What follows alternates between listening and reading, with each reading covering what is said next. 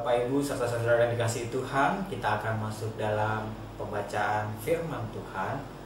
Dan marilah kita berdoa memohon bimbingan Roh Kudus untuk pembacaan dan perenungan sabdanya. Mari kita berdoa. Ya Allah yang Maha Kasih, kami akan membaca dan merenungkan firman. Tolonglah kami untuk mengerti dan memahami firman yang akan kami baca dan kami renungkan bersama. Biarlah ia menjadi kekuatan bagi kami, menjadi pelajaran bagi hidup kami, agar semakin hari hidup kami pun seturut dengan kehendak-Mu. Tuntunlah kami ya Allah, di dalam Kristus Yesus kami berdoa. Amin. Bapak Ibu, saudara-saudara yang dikasihi Tuhan, bacaan Alkitab dalam ibadah keluarga rutin malam ini dari kitab Imamat pasal 4 ayat 13 sampai 21, saya akan bacakan bagi kita sekalian. Imamat 4 ayat 13 sampai 21. Jikalau yang berbuat dosa dengan tak sengaja itu segenap umat Israel dan jemaah tidak menyadarinya, sehingga mereka melakukan salah satu hal yang dilarang Tuhan dan mereka bersalah, maka apabila dosa yang diperbuat mereka itu ketahuan, haruslah jemaah itu mempersembahkan seekor lembu jantan yang muda sebagai korban penghapus dosa. Lembu itu harus dibawa mereka ke depan kemah pertemuan. Lalu para tua-tua umat itu harus meletakkan tangan mereka di atas kepala lembu jantan itu di hadapan Tuhan, dan lembu itu harus disembelih di hadapan Tuhan. Imam yang diurapi harus membawa sebagian dari darah lembu itu ke dalam kemah pertemuan. Imam harus mencelupkan jarinya ke dalam darah itu dan memercikkannya 7 kali di hadapan Tuhan di depan tabir. Kemudian dari darah itu harus dibubuhnya sedikit pada tanduk-tanduk mezbah yang di hadapan Tuhan di dalam kemah pertemuan. Dan semua darah selebihnya harus dicurahkannya kepada bagian bawah mezbah korban bakaran yang di depan pintu kemah pertemuan. Segala lemak harus dikhususkannya dari lembu itu dan dibakarnya di atas mezbah. Beginilah harus diperbuatnya dengan lembu jantan itu, seperti yang diperbuatnya dengan lembu jantan korban penghapus dosa. Demikianlah harus diperbuatnya dengan lembu itu. Dengan demikian, imam itu mengadakan pendamaian bagi mereka, sehingga mereka menerima pengampunan. Dan haruslah ia membawa lembu jantan itu keluar perkemahan, lalu membakarnya sampai habis, seperti ia membakar habis lembu jantan yang pertama. Itulah korban penghapus dosa untuk jemaah. Demikianlah pembacaan Alkitab. Berbahagialah mereka yang mendengarkan firman Tuhan dan melakukannya dalam kehidupan sehari-hari. Terpujilah Kristus. Haleluya. Haleluya. Haleluya. Haleluya.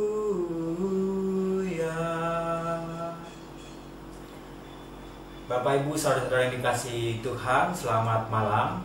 Bacaan Alkitab kita pada malam hari ini secara khusus berbicara tentang persembahan kurban sebagai persembahan penghapus dosa, dan dalam tema sesuai sabda Gunadharma Krida.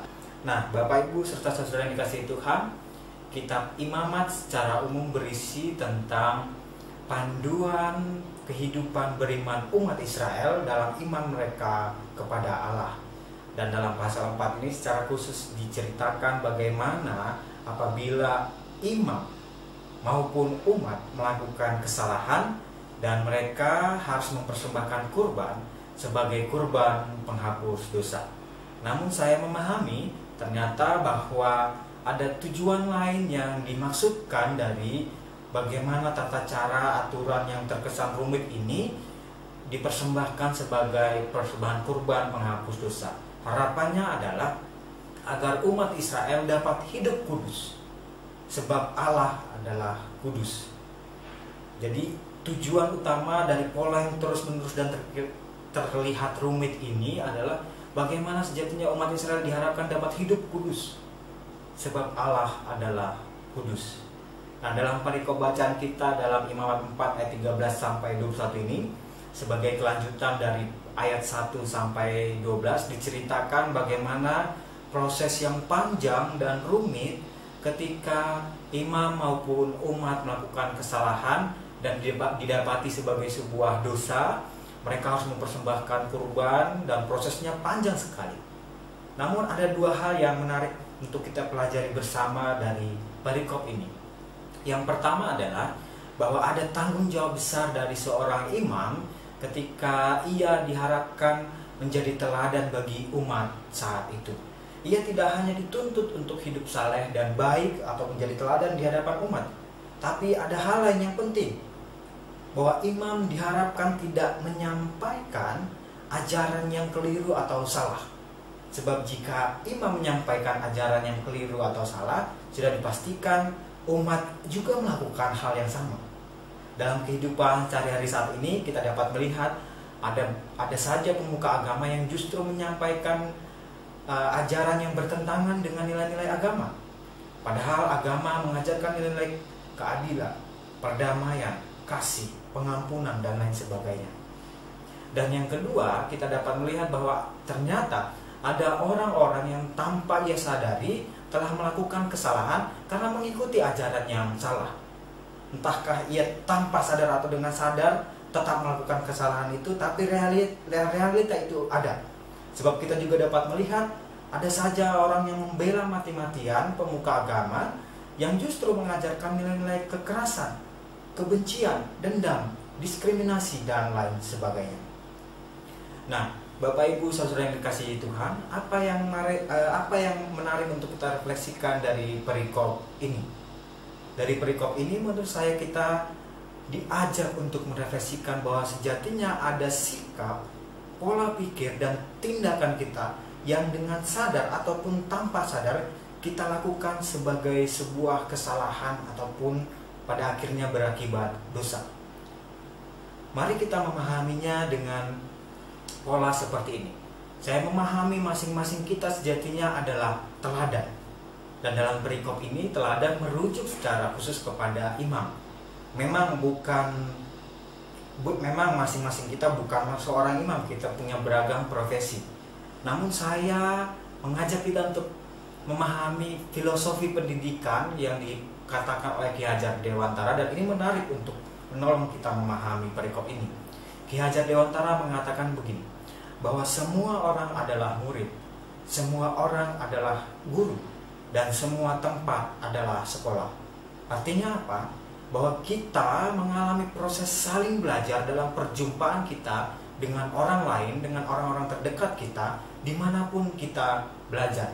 Entahkah kita belajar dari mereka atau mereka belajar dari kita. Artinya kita menjadi teladan. Namun parahnya, pernahkah kita berpikir bahwa sikap, tindakan, perilaku, dan cara berpikir kita pernah berdampak buruk pada orang lain? Contoh konkretnya seperti ini. Mungkin kita pernah mengalami pengalaman berkonflik dengan orang lain. Misal, saya berkonflik dengan si A. Dan ketika saya mendengar ada orang-orang berbicara tentang si A, saya dengan berusaha sebaik mungkin ikut berbicara tentang si A dan memberikan narasi-narasi buruk dengan harapan agar banyak orang juga membenci si A. Dan mungkin si A juga melakukan hal yang sama ketika ia mendengar orang-orang berbicara tentang saya. Jadi persoalan konflik yang hanya 1-2 orang kemudian bertambah besar karena kita masing-masing mencari sekutunya untuk saling membenci dan mendendam. Begitu juga dengan penyampaian informasi, bahwa informasi yang ditambah-tambahkan dan juga dikurang-kurangi pada akhirnya juga bisa berdampak buruk bagi orang lain, bahkan bagi banyak orang. Saya ada membaca sebuah tulisan di media sosial yang berbicara tentang gambaran seorang wartawan berjumpa dengan menteri. Dikatakan begini, wartawan berjumpa menteri, dia bertanya kepada menteri. Wartawan bertanya kepada menteri, Pak Menteri, apakah Bapak suka Pak Menteri, mana yang lebih Bapak suka, ayam goreng atau gulai kambing? Lalu Pak Menteri menjawab, oh saya lebih suka ayam goreng. Dan wartawan melanjutkan, apakah ayam goreng yang pakai tepung atau ayam goreng biasa? Pak Menteri menjawab, ya seperti ayam goreng pakai tepung lah. Dan wartawan melanjutkan pertanyaan terakhirnya, mungkin seperti ayam goreng McD atau KFC gitu Pak Menteri? Ya kira-kira seperti itulah. Dan wawancara selesai. Tiba-tiba dalam berita di media sosial yang disampaikan, judulnya berubah.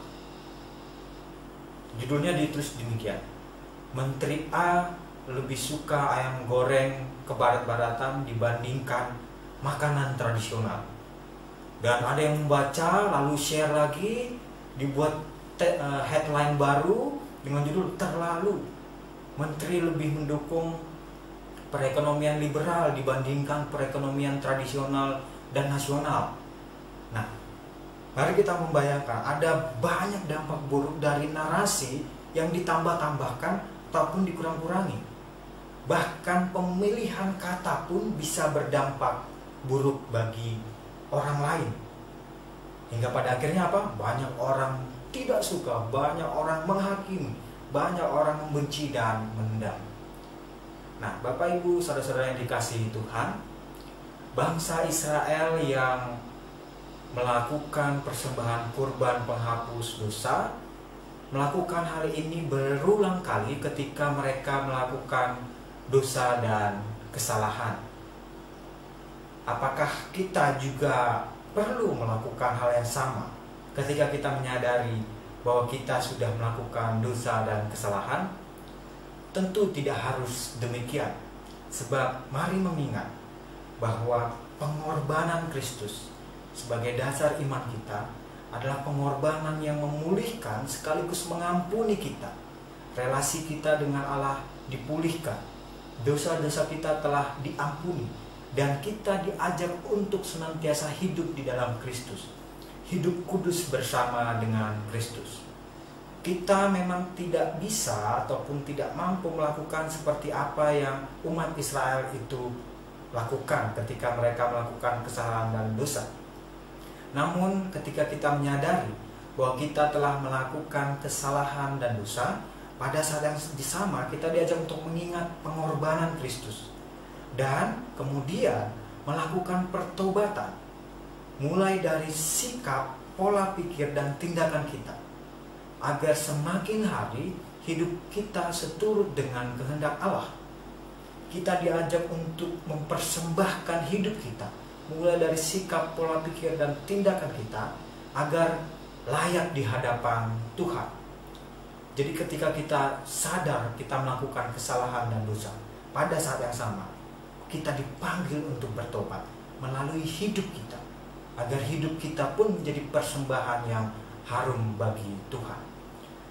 Dan proses ini menurut saya proses yang tidak mudah, karena kita dilatih setiap hari untuk tidak melakukan kesalahan yang sama, untuk tidak melakukan berbagai bentuk dosa yang berulang kali kita lakukan. Prosesnya kita imani, kita hayati dalam iman kepada Kristus. Ketika kita menghayati pengorbanan Kristus adalah tanda yang utama bahwa saya sudah diampuni Tuhan dan saya dipanggil untuk hidup seturut dengan kehendak.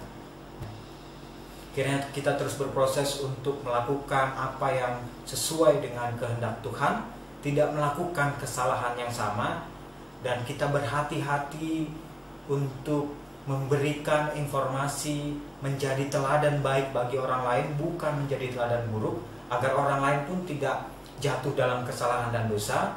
Dan mari kita membina diri kita agar semakin hari seturut dengan kehendak Tuhan. Tuhan memberkati kita sekalian. Amin.